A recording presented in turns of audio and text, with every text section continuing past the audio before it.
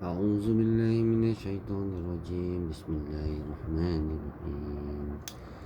كذلك نقص عليك من أنباء ما قد سبق وقد آتيناك من لدنا ذكرا من أعرض عنه فإنه يحمل يوم القيامة وزرا خالدين فيه وساء لهم يوم القيامة حملا يوم ينفخ في الصور ونحشر المجرمين يومئذ زرقا يتخافتون بينهم إن لبثتم إلا عشرا نحن أعلم بما يقولون إذ يقول أمثلهم طريقة إن لبثتم إلا يوما ويسألونك عن الجبال فقل ينسفها ربي نسفا فيذرها قاعا صفصفا لا ترى فيها عوجا ولا أمتا يومئذ يتبعون الداعي لا عوج له وخشعت الأصوات للرحمن فلا تسمع إلا همسا يومئذ لا تنفع الشفاعة إلا من أذن له الرحمن ورضي له قولا يعلم ما بين أيديهم وما خلفهم ولا يحيطون به علما وعنت الوجوه للحي القيوم وقد خاب من حمل ظلما ومن يعمل من الصالحات وهو مؤمن فلا يخاف ظلما ولا هضما ومن يعمل من الصالحات وهو مؤمن فلا يخاف ظلما ولا هضما وكذلك أنزلناه قرآنا عربيا وصرفنا فيه من الوعيد لعلهم يتقون أو تحدث لهم ذكرا. Demikianlah kami kisahkan kepadamu Muhammad sebahagian kisah umat yang telah lalu, dan sesungguhnya telah kami berikan kepadamu suatu peringatan Al-Quran daripada sisi kami. Barang siapa berpaling daripadanya Al-Quran, maka sesungguhnya dia akan memikul beban yang berat dosa pada hari kiamat. Mereka kekal di dalam keadaan itu, dan sesungguhnya buruk beban dosa itu bagi mereka pada hari kiamat.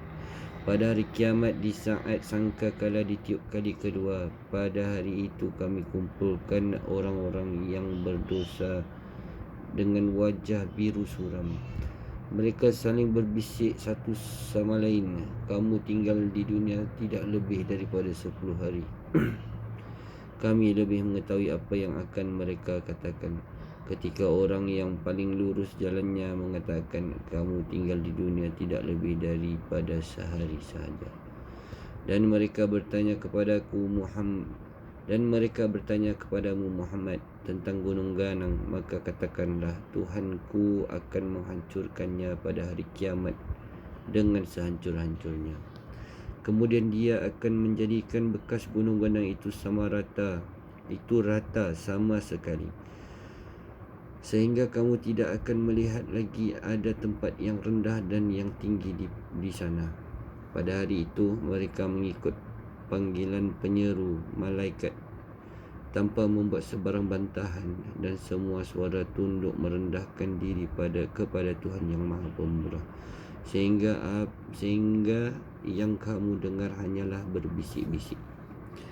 Pada hari itu tidak berguna syafaat pertolongan kecuali daripada orang yang telah diberi izin oleh Tuhan yang Maha Pemurah, dan dia redai perkataannya. Dia Allah mengetahui apa yang di hadapan mereka yang akan terjadi dan apa di belakang mereka yang telah terjadi, sedangkan ilmu mereka tidak dapat meliputi ilmunya. Dan semua wajah tertunduk di hadapan Allah dan semua wajah tertunduk di hadapan Allah yang hidup dan yang berdiri sendiri. Sesungguhnya rugi orang yang melakukan kezaliman. Dan barang siapa melakukan kebaikan sedang dia dalam keadaan beriman, maka dia tidak bimbang akan perbuatan zalim terhadapnya, dan tidak pula bimbang akan pengurangan haknya. Demikianlah kami menurunkan Al-Quran dalam bahasa Arab, dan kami menjelaskan berulang kali di dalam sebahagian daripada ancaman agar mereka bertakwa, agar Al-Quran itu memberi pengajaran bagi mereka, agar sambil hidup terpencil sebagai hukuman di dunia, dan sebagai hukuman di akhirat dia akan ditempatkan di neraka. Tiupan sangkakala yang kedua, iaitu tiupan untuk membangkitkan manusia dari kuburnya atau menghidupkannya kembali. Allah SWT berfirman, pada hari itu tidak berguna syafaat pertolongan kecuali daripada orang yang telah diberi izin oleh Tuhan yang Maha Pemurah, dan dia redai perkataannya. Surah Taha 20 ayat 109.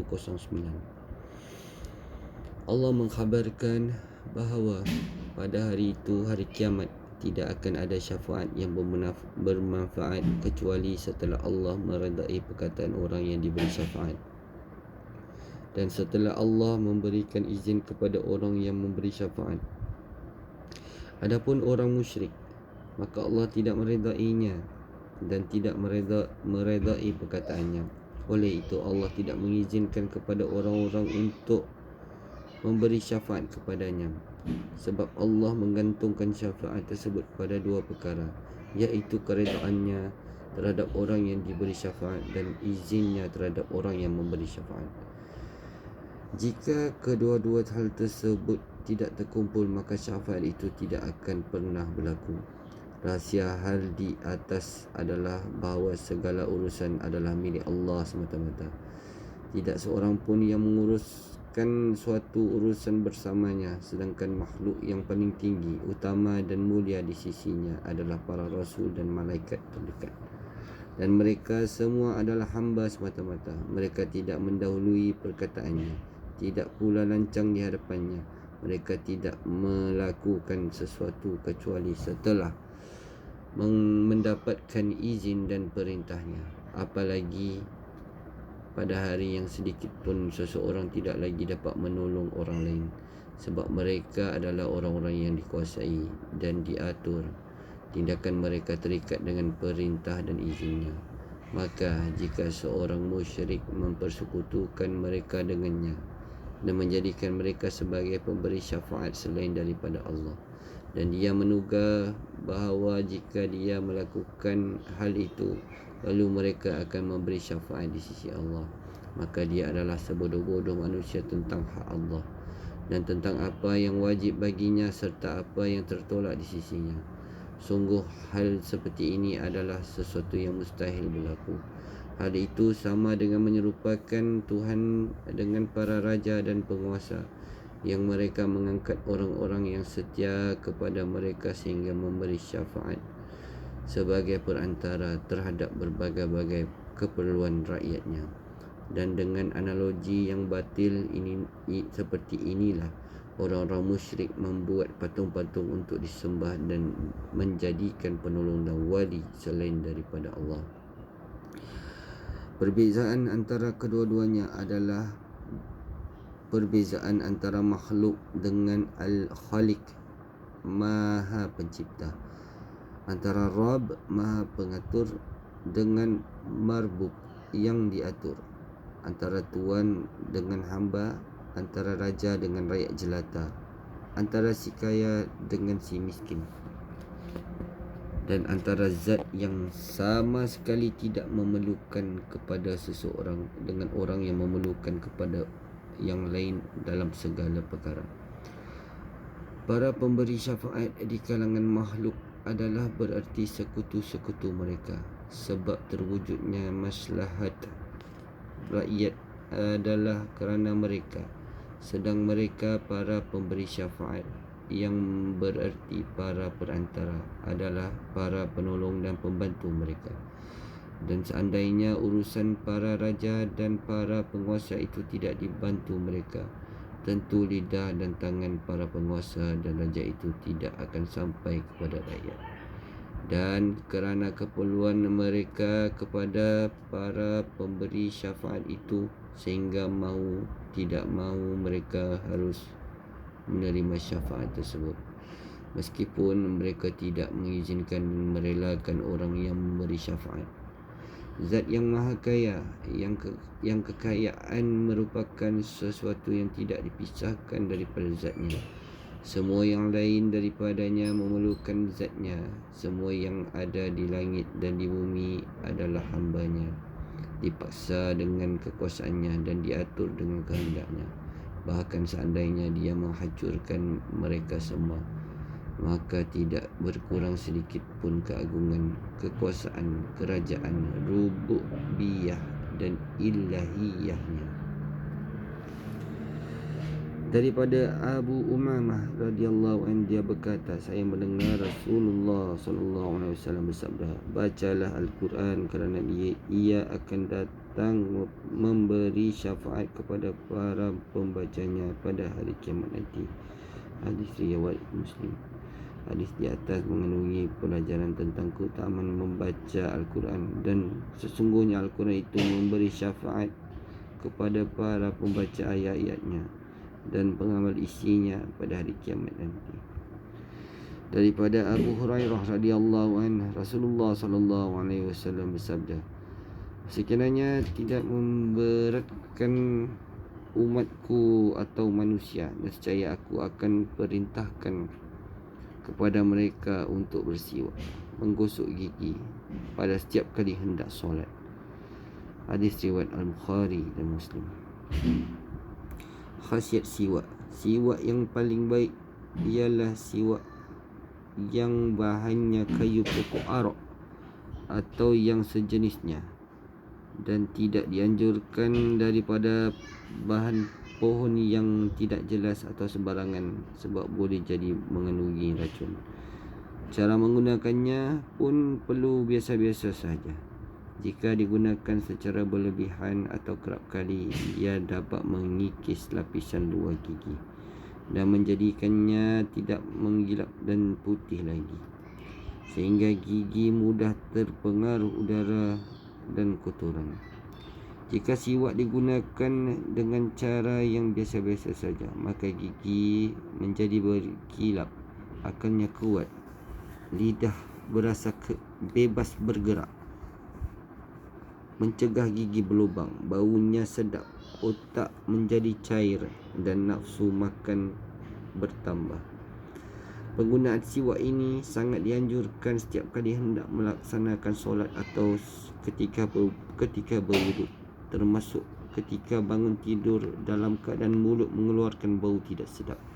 Siwak dapat digunakan oleh orang yang sedang berpuasa maupun yang tidak, berdasarkan kepada keumuman hadis daripada Rasulullah sallallahu alaihi wasallam.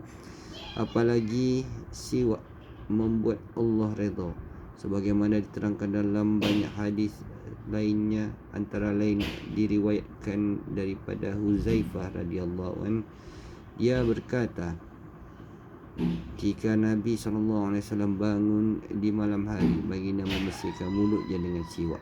Hadis riwayat Bukhari Muslim. Menguatkan pernyataan di atas, dalam hadis lain diterangkan daripada Aisyah radhiyallahu anhu daripada Rasulullah SAW. Baginda bersabda, bersiwak mendatangkan kewangian mulut dan mendapat redha Allah. Hadis riwayat Al-Bukhari secara mu'allaq, iaitu hadis yang daripada pangkal sanadnya dihilangkan satu rawi atau lebih secara berturutan. Sadaqallahul azim.